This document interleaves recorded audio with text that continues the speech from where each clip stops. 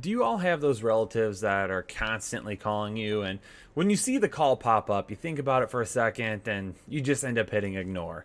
It's the same thing over and over again. When are you coming back for Christmas? When are you going to be here for Thanksgiving? Why haven't we heard from you in a while? You pick up the phone and they end up talking your ear off for an hour about God knows what. Okay? There's just no upside to picking up the phone call. Yeah, you could pick it up and chat for a few minutes, and maybe it's a good conversation, but what are the odds of that happening? Well, just like some of these players on this video, I've got some big names this year that, yeah, you could draft them, and things could turn out all right, but picking up that phone call, more than likely it's not going to end great, and what's the point in putting yourself through that?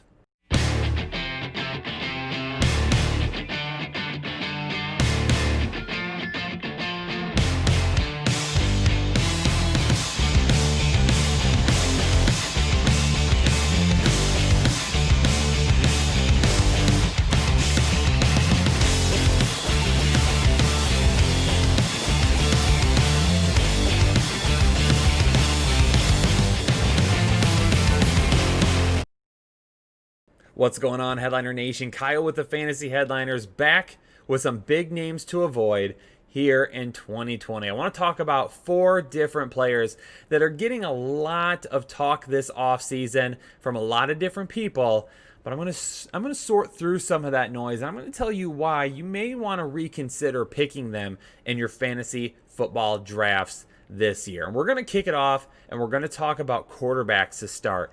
And it's going to be Ryan Tannehill. Now, maybe he's not that big of a name, okay? Maybe he's not the big name you thought we were going to talk about here. But with Ryan Tannehill, he's getting a lot of talk this year, a lot of propped up stats, a lot of people who really feel like Ryan Tannehill that we saw to end the 2019 season is the Tannehill that we'll get moving forward. And I'm not so sure. And I will tell you this offseason, earlier in the offseason, I was on the Ryan Tannehill train. I had him as a quarterback 1 at one point. I had him at quarterback 10.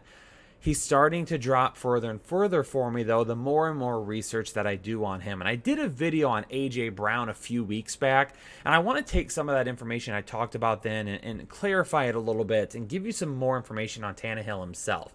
So last year's stats, not bad at all. In 12 games, he threw for over 2,700 yards, 22 touchdowns, and 6 interceptions.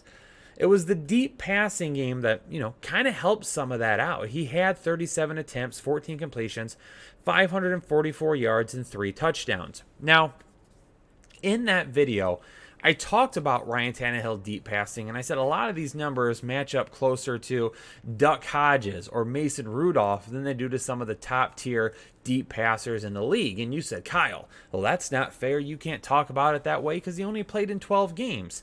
So I said, you know what? Let's break it down on a per game basis. Let's go that route, okay? So if we look at Ryan Tannehill's deep passing, and deep passing is defined by passes that are targeted 20 or more yards down the field per Pro Football Focus. His deep passing per game last year, he averaged 3.336 attempts per game, 1.27 completions per game, 49.5 yards, and 0.27 touchdowns. Again, I'm taking the big picture and breaking it down on a per game basis. Since a lot of you said, Kyle, you can't do the big picture, you got to talk about the small picture here. Let's go ahead and do it. So let's talk about deep passing among some other quarterbacks in the league. And again, keep these numbers in mind. 3.36, 1.27, 49.5, and 0.27. Keep those numbers in mind as we go through on this journey of other quarterbacks and their deep passing in the NFL. Well, one of the guys that was a great deep passer there last year, among the elite, was Dak Prescott. 2.18 completions and 72.31 yards per game. So, you look at those numbers, and those are a lot better than what Ryan Tannehill was, right? So we're not going to worry about that, okay? Let's not prop him up against Dak Prescott. Let's take a look at another guy that, he had a pretty good season, but, maybe wasn't known for his deep passing last year, and it was Aaron Rodgers. Yeah, in the past, he's been an elite passer, but Last year, outside of 3 games, Aaron Rodgers just wasn't that great. So 1.93 completions per game and 64.75 yards.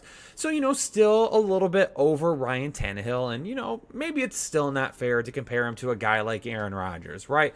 Aaron Rodgers, by the time it's all said and done, will be one of the greatest ever to play the position. Dak Prescott, one of the best quarterbacks in all the NFL last year. So, you know what?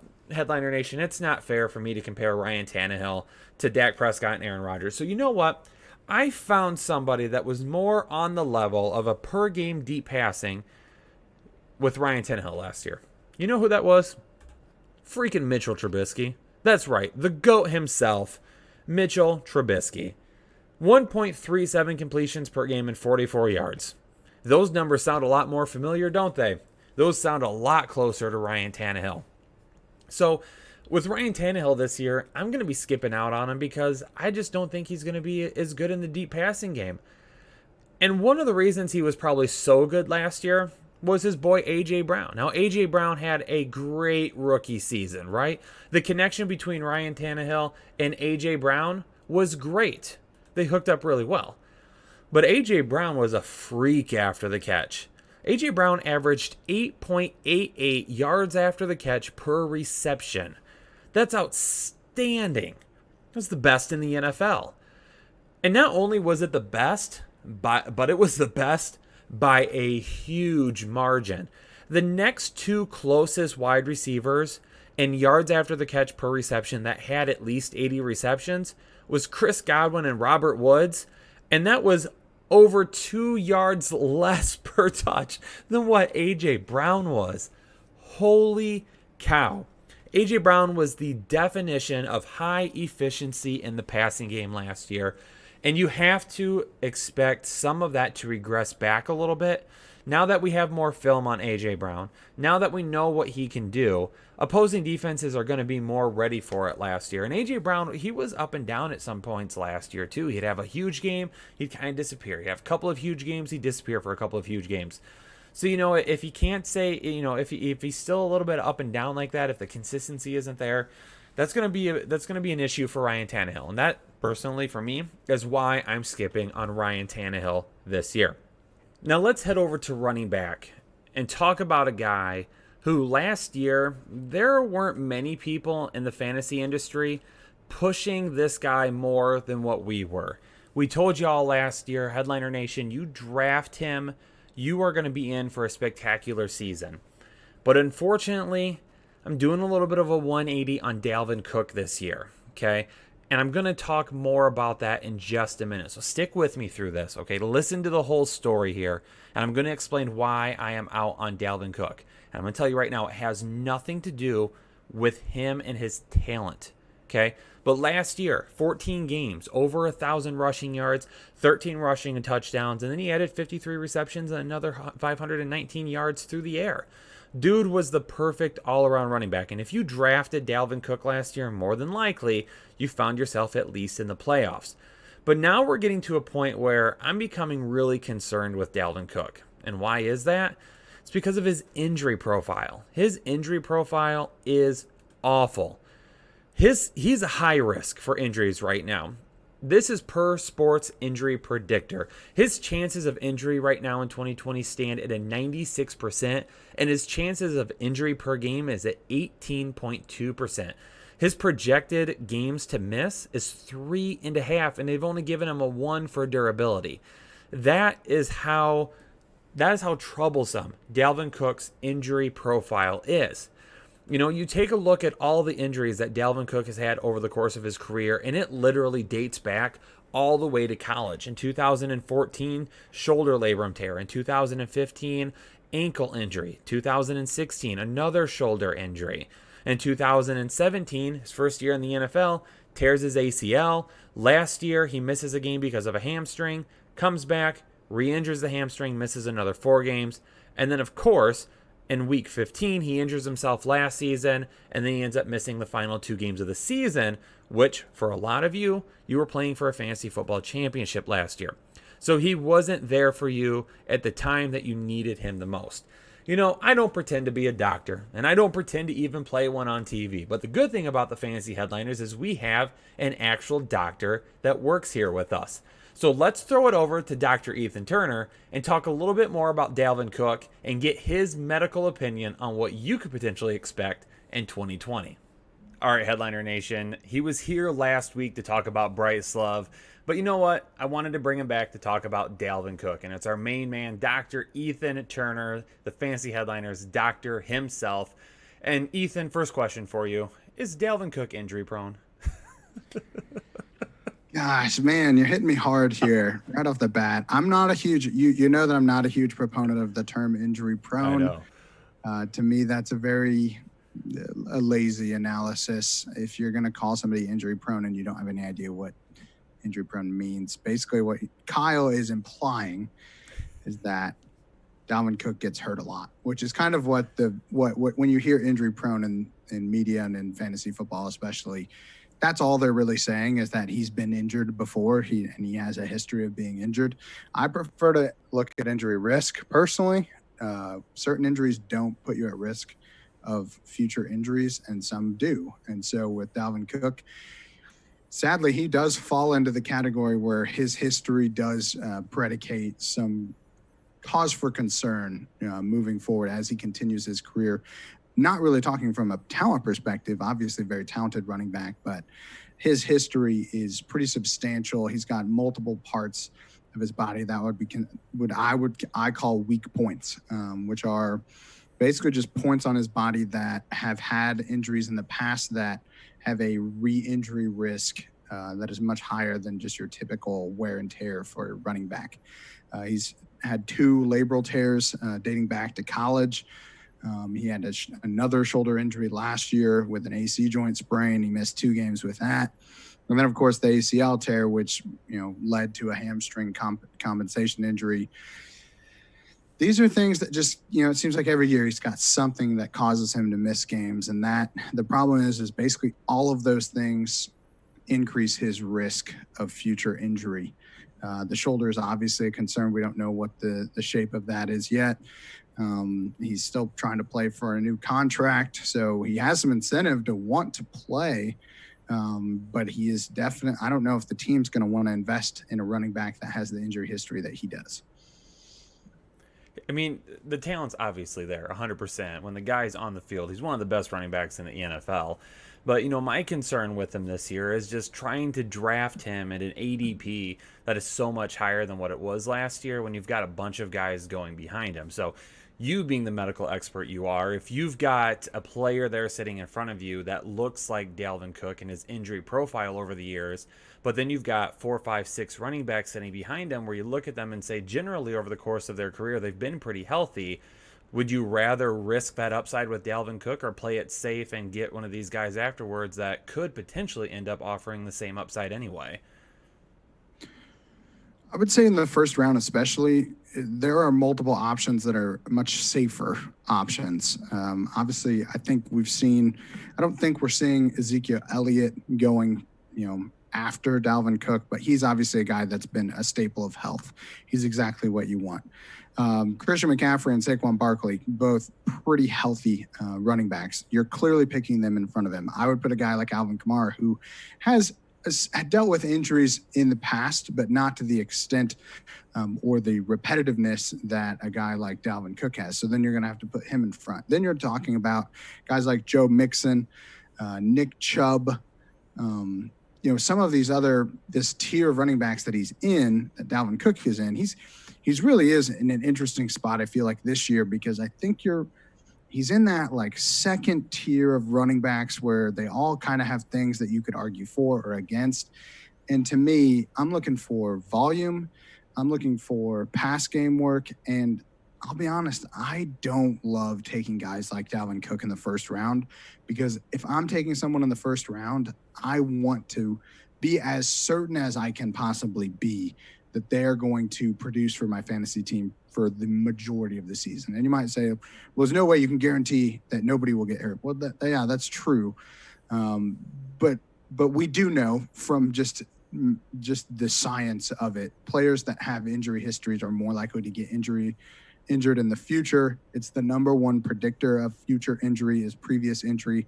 And so if you're debating two guys in your drafts and you have, maybe it is a Nick Chubb or an Alvin Kamara and you've got Dalvin Cook next to him and you say, well, these are basically the same guy, I'm almost always picking the one that does not have the injury history. All right, so last question for you. I'm going to set the line at 2.5. Are you taking the over or the under at games missed? Ooh, tough one. That is a tough one. I'm going to say this year I'm going to take the over. Because one COVID diagnosis is 3 games, more than likely, at least 2, maybe 3. When you add in the injury history, then you're looking at, at least a couple more. So potentially you're losing out on 4 games. So I'm going to take the over, but it's pretty close. There you have it. Dr. Ethan Turner, thanks so much for popping into another episode to help us talk a little bit about Dalvin Cook. And of course, don't forget, ladies and gentlemen, make sure you hit that subscribe button and stick around because Ethan's going to be here every single week now that we're getting into the season, so he can start talking about all the injuries that are happening, which, this week they're already starting to pop up with the pad. So make sure you stick around and catch all of his injury diagnosis all off season long. Absolutely. There you have it, Headliner Nation. Great thoughts from Dr. Ethan Turner. And again, part of the reason that I'm not drafting Dalvin Cook this year, and I mentioned it when I started talking about him, it's not because of the talent. But let's take a look at some of the talent that is behind him and what they have missed in terms of games. So with Dalvin Cook, since he entered the league, he has missed 19 of 48 games. For running backs that are being drafted after Dalvin Cook right now, Henry's only missed 2 out of 64. Mixon has missed 4 out of 48. Chubb hasn't missed any games in his career yet. Eckler's missed 2 of 48, and Drake has missed 2 of 64. So these guys that are going after Dalvin Cook, they don't have the same type of injury profile that he has. They're not even close to being as a high risk as what Dalvin Cook is. And part of the reason is that I'm passing on Cook. You can get some of the same upside with some of these guys as you can with Cook. Henry, Mixon, Chubb, Eckler, Drake, all of them are in prime positions to have great seasons this year. So do you really want to risk it with Dalvin Cook in the middle of the first round? Now, why were we all over Dalvin Cook last season? It was all because of his ADP. His ADP in 2019 was 20th overall, running back 13. And that's why we loved him, because we told you, Headliner Nation, if you draft Dalvin Cook in the second round, at the end of the second, you've probably already locked up a top-tier running back at the beginning of the first. He's going to possibly be your running back 2 in the second round. If he hits and he is great, then you've got 2 running back 1s for the price of a running back 1 and the running back 2. But now you have to pay, basically, you have to pay for him to be the running back 5 overall. You have to take him 6 overall. He has to go in the middle of the first round to return his ADP. And that to me is why I am officially out on Dalvin Cook this year, because I am not taking that chance.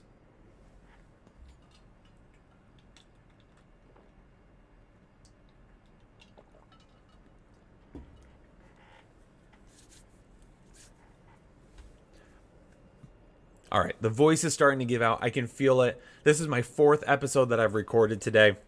So it is starting to give out. So I apologize, Headliner Nation. And I also apologize to Vikings fans. Why is that? Well, it's because of Adam Thielen. I'm not trying to pick on you guys. I don't hate the Vikings by any way, shape, or form. But, with Adam Thielen, I just have to be out this year. His 2019 stats don't add up to a whole lot, but he dealt with a lot of injuries last year. Only 10 games, 48 targets, 30 receptions, just over 400 receiving yards. Did end up scoring 6 touchdowns, was not too bad. But the main reason I'm out on Adam Thielen is because while a lot of people are saying, hey, losing Stephon Diggs is great for Adam Thielen, I'm saying it hurts Adam Thielen. And here's why. Adam Thielen, over the course of his career, has played 60 games with Stephon Diggs on the field with him. In those games, Adam Thielen had 13.55 fantasy points per game. He averaged just over 6 targets, just over 4 receptions, 63.6 yards, and .37 touchdowns per game. So on a per game basis with Stephon Diggs, Adam Thielen the last few years, he's been a good wide receiver for you, right? But he's never had to be a true wide receiver one. And when he has had to be the true wide receiver one without Stephon Diggs, people are entirely correct. The volume goes up, but there's some other key areas that go down. So his fantasy points per game go down. In those 7 games without Diggs, his fantasy points per game dropped down to 12.11. He goes up to 8 targets and up to 5.14 receptions, which is great, but then his yards per game, they drop a little bit. So that's my concern with Adam Thielen here, is that, yes, he's going to be getting more volume, but the efficiency that he used to show with Stephon Diggs on the field could end up being out the window. We're asking a lot of Justin Jefferson to step in and become a guy that truly lines up on the other side of Adam Thielen and becomes the main target. When Stephon Diggs was on the field, he was the main guy. Okay, make no doubt about it. Adam Thielen played great, but Stephon Diggs was the guy that defenses paid attention to first and foremost. Okay, overall, based on his skill set, Stephon Diggs is a more talented wide receiver than what Adam Thielen is. Not only that, but with the change this year, Adam Thielen might have to start lining up outside a whole lot more often. He might have to start going outside, anywhere up towards of 70% now. It was basically a 60-40 split between him being in the slot and being lined up outside over the course of his career. If he's got to go out there a lot more often, he's going to have to face cornerback ones a lot more often. More than likely, Justin Jefferson is not going to start the season facing cornerback ones on the outside. He's either going to be facing cornerback twos on the outside, or he's going to be playing in the slot, which realistically is where I would much rather have Adam Thielen. Now, maybe next year it gets a little bit better after Justin Jefferson has had a full year in the league. But for this year, for Adam Thielen, I'm going to be out on him. And, Adam Thielen, he trimmed a little bit this year. He trimmed a little bit off in terms of the players that are around him. And you know what? Maybe Headliner Nation, you need a little bit of help of trimming it up too. And you know who can help with that? Our partners over at Manscaped. That's right. Our sponsors at Manscaped are giving you a promo code to go buy any of their products and get 20% off. And that promo code right there on the screen, all capital letters, Headliners. You can go over there and you can get the perfect package. You can get some of their crop preserver, some of their cleanser, the lawnmower 3.0. It does not matter. Any of their unique tools over there, you can get for 20% off by using code word Headliners, all capital letters. The cleanser, the body wash, absolutely love it. I've got it on reorder every 2 months. It just comes right to my door. Absolutely love it. So if you want some of that too, promo code Headliners at manscaped.com. Now, my tight end that I'm going to be avoiding this year is probably not going to be a popular opinion. It is Tyler Higbee. And I started to dive into Tyler Higbee a lot more than what I had at the beginning of the year. And I had Tyler Higbee kind of in that low-end tight end one, just because I was like, there's no way he replicates the end of last season. Last year overall was pretty good. When you just look at these number here on the screen, right? Headliner Nation, you know how important it is. We tell you this all the time. These top layer numbers, they can't be what you solely look at. And with Tyler Higbee, a lot of people are looking at that right now. 15 games, 89 targets, 69 receptions, 734 yards, 3 touchdowns. You look at those and you say to yourself, right? No more Brandon Cooks. Tyler Higbee, we're drafting him at tight end because the ceiling can only go higher. Not so fast, okay? Because they've got a guy coming back this year that was injured at the end of last season by the name of Gerald Everett. Let's take a look at some splits between Everett and Higbee, pre-Everett injury and post-Everett injury. So, for Gerald Everett, weeks 1 through 10 on a per-game basis, he played 9 games. 6 targets, 3.7 receptions, 46.5 yards, 45 snaps per game. Now, after Gerald Everett ended up getting injured, towards the end of the season, when he was back, from week 11 to week 17, he only played 4 games during that time. His stats dramatically decreased. 1 target, 0.75 receptions, and 10 yards per game. But the biggest thing, Headliner Nation, is Gerald Everett dropped from 45 snaps per game to 8.75. Now, what about Tyler Higbee? We know the end of last season, right? A lot of you picked him up. Some of you won championships because of him. But did you look at what he did before he got hurt? Well, before Gerald Everett got hurt, Tyler Higbee played in 8 games from week 1 to week 10. During that time, he only averaged 3.3 targets per game, 2.6 receptions, 24 yards, and 34 snaps. The dude was an afterthought compared to Gerald Everett. After the Everett injury, though, from week 11 to week 17, Higbee played in 7 games, 8 targets, 6.8 receptions, over 77 yards a game, and 59 snaps. He goes from 34 snaps a game up to 59 snaps a game. So what about Tyler Higbee and Gerald Everett together? From week 1 to 10 and their snap percentage, Gerald Everett was on the field 64% of the snaps, and Higbee was only on the field 43.8% of the snaps. After Gerald Everett got hurt, and the time he did play from week 11 through 17, he only played in 17.25% of the snaps. Higbee was at 86.1, and out of 5 of the last 7 weeks, he played at least 85% of the snaps. For the last 3 weeks of the season, he was right around 90% of the snaps. So Gerald Everett was hurt. He was not healthy. Tyler Higbee, before last year, I would be willing to bet 75% of you didn't even know who he was. Well, Tyler Higbee was drafted all the way back in 2016. He's been in the league for a while now and finally had his breakout. Do you want to know what his numbers were before that? Before this season, Tyler Higbee, over the course from 2016 to 2018, he played in 48 games. Over those 48 games, he had 108 targets, 60 receptions, 672 yards, and 4 touchdowns. Tyler Higbee basically did everything in the final 5 to 6 weeks of last season that he did in the previous 3 years while he was in the league. That's right. He didn't do anything his previous 3 years in the league. On a per-game basis, barely over 2 targets, barely over a reception, only 14 yards, and he scored .08 TDs per game over 48 games. He only played in 40 snaps. He only played 40 snaps a game. Gerald Everett was drafted after Tyler Higbee. That's right. Gerald Everett was drafted in 2017. Tyler Higbee was already on the team, and they decided to add another tight end. Gerald Everett was a far superior tight end coming out of college. He had far superior production coming out of college. He is a far superior athlete on the field right now. Tyler Higbee benefited from basically being the only tight end they were trying to use there last year at the end of the season. So now that we're going to be back to 2 tight ends, they're going to be running some more 12 personnel. So yeah, maybe Higbee gets on the field a little bit more with Everett this year. But are you expecting that? Are you expecting what you saw at the end of last season? Skip on Tyler Higbee in the middle rounds and draft Jonnu Smith in round 12.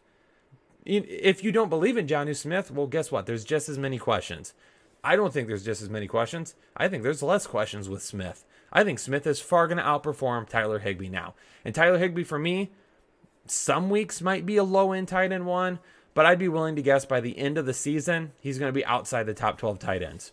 And there you have it, Headliner Nation. Some more big names to avoid here in 2020. Do me a favor before you head out. If you appreciate the content and you like it, hit that like button for me. And as always, let me know down in the comments below who is a big name that you're avoiding this year and why. And as always, help us out on that road to 100,000 subscribers. Okay, if you're new here and you haven't subscribed yet, hit that subscribe button. Become a part of Headliner Nation today. Don't forget to get our draft guide. Don't forget to join over on Patreon if you want even more Fantasy Headliners content. And of course, Headliner Nation, stay safe, stay healthy, and I'll catch you on the next episode. Have a good one.